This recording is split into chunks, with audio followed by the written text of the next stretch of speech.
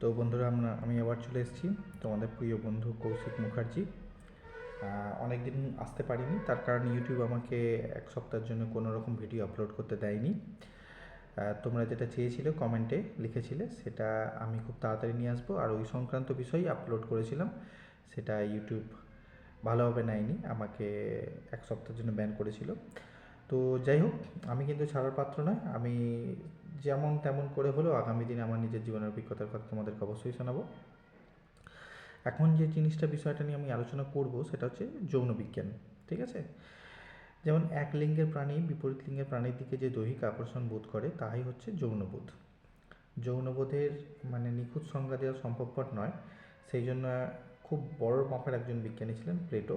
তিনি রসিকতা করেই বলে গেছেন যে নারী ও পুরুষ ভগবানের অভিশাপে বিচ্ছিন্ন হয়ে আবার পরস্পরে বিলীন হইবার জন্য যে অবিশ্রান্ত চেষ্টা করিতেছে, সেই চেষ্টার নামই হচ্ছে যৌনবোধ।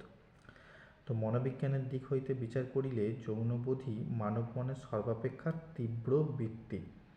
এই বৃত্তির তীব্রতা সম্বন্ধে ফ্রাঙ্কোইস ডি কারেল বলেছেন, সভ্যতা বিকাশের সঙ্গে সঙ্গে মানুষ অন্যান্য সমস্ত ব্যাপারে উন্নত, সুসংস্কৃত ও মার্জিত রুচি হইলেও যৌন বৃত্তিতে তাহারা আজও বনের হরিণীর মতোই রয়ে গেছে আর কি।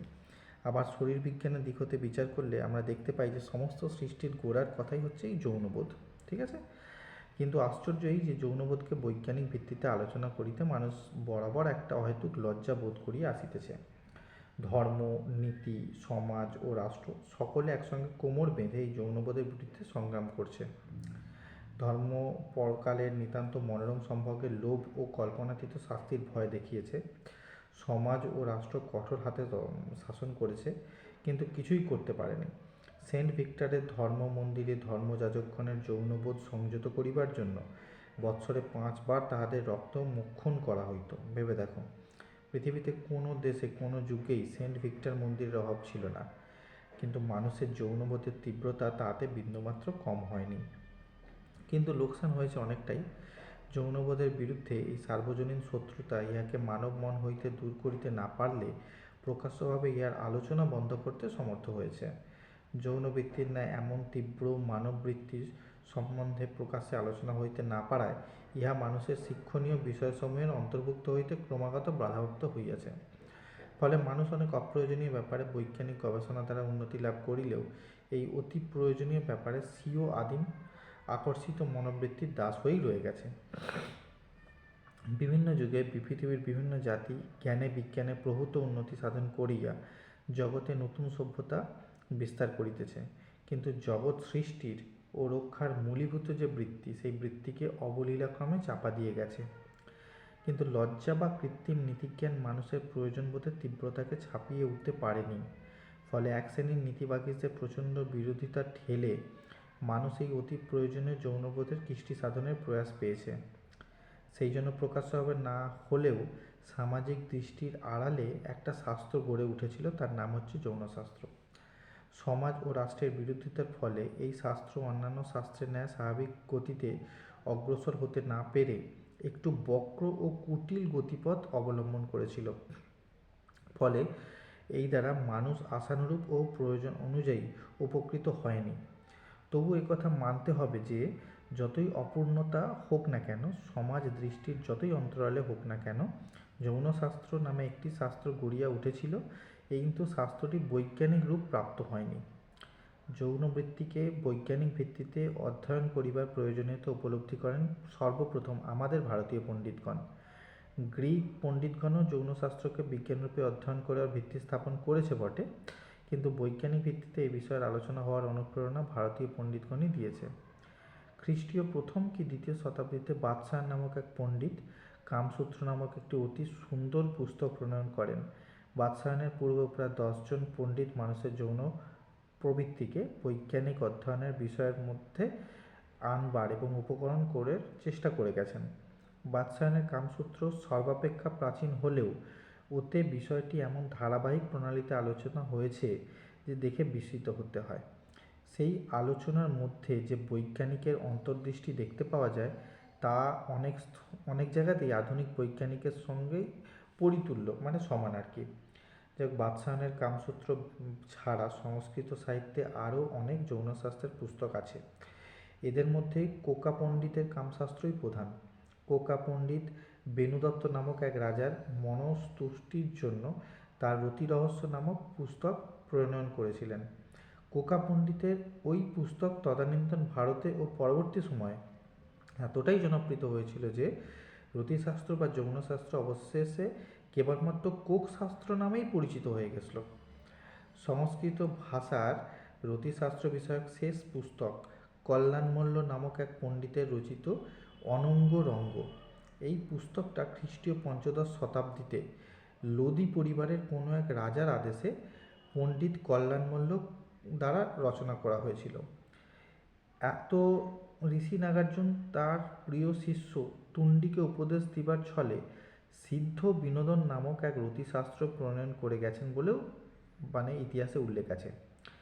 প্রাক মুসলিম যুগে ভারতবর্ষে আরও বহু যৌনশাস্ত্র জন্মগ্রহণ করেছিল বলে অনুমান করার যথেষ্ট কারণ আছে, কিন্তু দুর্ভাগ্যবশত সেই সময় মুদ্রাযন্ত্র বা প্রিন্টিং প্রেস না থাকায় ওই সমস্ত পণ্ডিতের কোনো পুস্তকই আমাদের বর্তমানে হাতে নেই। এতে দুটো অশুভ ব্যাপার ঘটেছে। প্রথমত, ওই সমস্ত পণ্ডিতের গবেষণার ফল হতে আমরা বঞ্চিত হয়েছি। দ্বিতীয়ত, ওই সমস্ত পণ্ডিতের নামে অর্থলোলুপ দায়িত্বজ্ঞানহীন পুস্তক বিক্রেতাগণ কতগুলো কুরুচিপূর্ণ, বীভৎস ও অশ্লীল পুস্তক দিয়ে বাজার ছেয়ে ফেলেছে। উদাহরণস্বরূপ কোকা পণ্ডিতের নাম করা যেতে পারে। অনেক যৌনশাস্ত্র কোকা পণ্ডিতের অস্তিত্বই অস্বীকার করেছেন। কোকা পণ্ডিত বলিয়া কেহ থাকুক আর নাই থাকুক, তাহার রচিত কোনো পুস্তক যে পাওয়া যাইতেছে না তা অস্বীকার করার উপায় নেই। তবুও কোকা পণ্ডিতের রচিত বলিয়া ভারতবর্ষের বিভিন্ন ভাষায় শতাধিক যৌন বিষয়ক পুস্তক গরম পিঠের মতো বিক্রি হয়েছে। গ্রিস যে যুগে তদানীন্তন পৃথিবীর শ্রেষ্ঠ সভ্য দেশ ছিল, সেই যুগে সে দেশের সাহিত্যেও যৌন বিজ্ঞান খুব প্রসার লাভ করেছিল। প্লেটো, অ্যারিস্টটলের ন্যায় বিশ্ববিশ্রুত পণ্ডিতগণ প্রকাশ্যভাবে ছাত্রগণকে যৌন বিষয়ে উপদেশ দিতেন। অ্যারিস্টটল অভিজ্ঞ ধাত্রী এক্সপিরিয়েন্সড মিডওয়াইফ নামক মূল্যবান গ্রন্থ রচনা করেছিলেন। অ্যারিস্টটলের পূর্বে হিপোক্রেটিসও এই বিষয়ে বহু আলোচনা করেছিলেন। তাহার স্ত্রীলোকের শারীরিক গঠন, বন্ধ্যাত্ব এবং কৌমার্য ইত্যাদি বিষয়ে রচনা আর এখন পাওয়া যাচ্ছে না।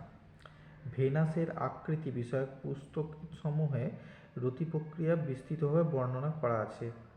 রোমীয় সম্রাটগণ এ বিষয়ে অধিকতর মনোনিবেশ করেছিলেন।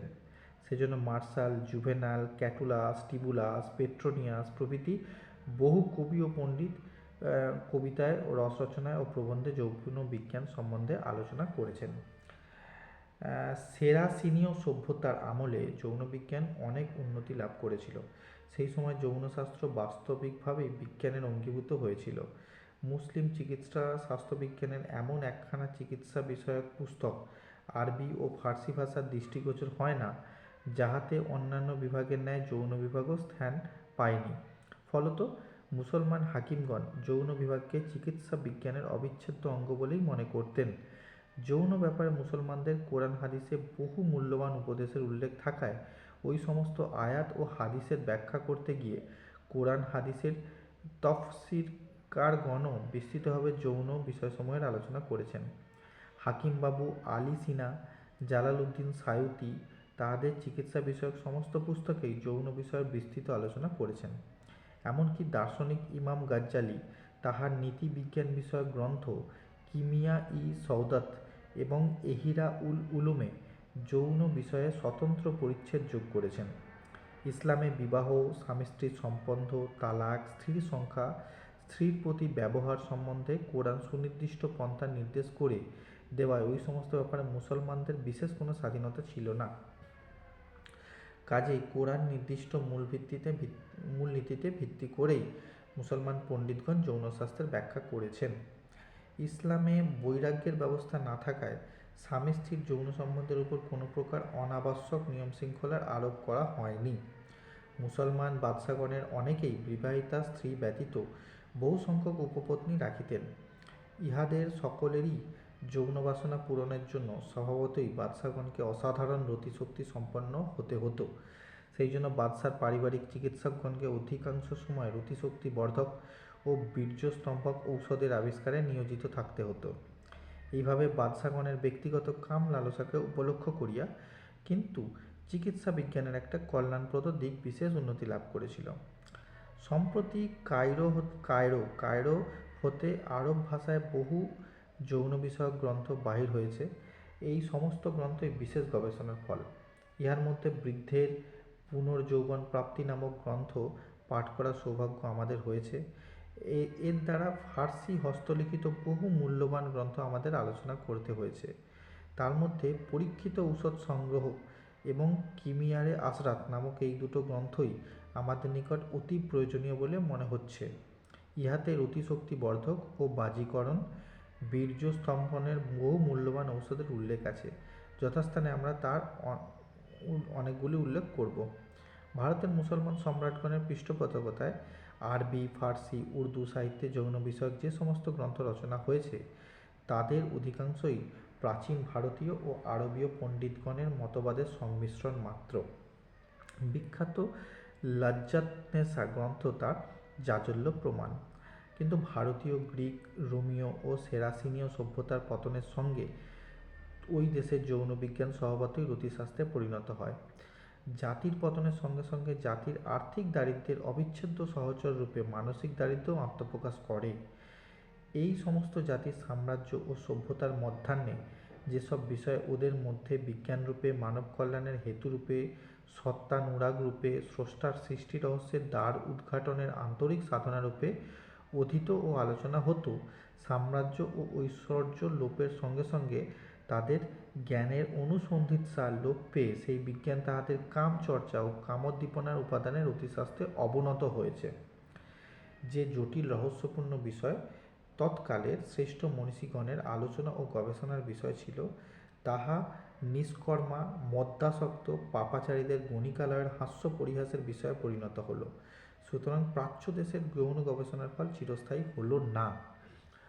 মধ্যযুগীয় ইউরোপ যৌন অনাচারের লীলাভূমি ছিল বটে, কিন্তু বাহিরে কৃত্রিম ধার্মিকতার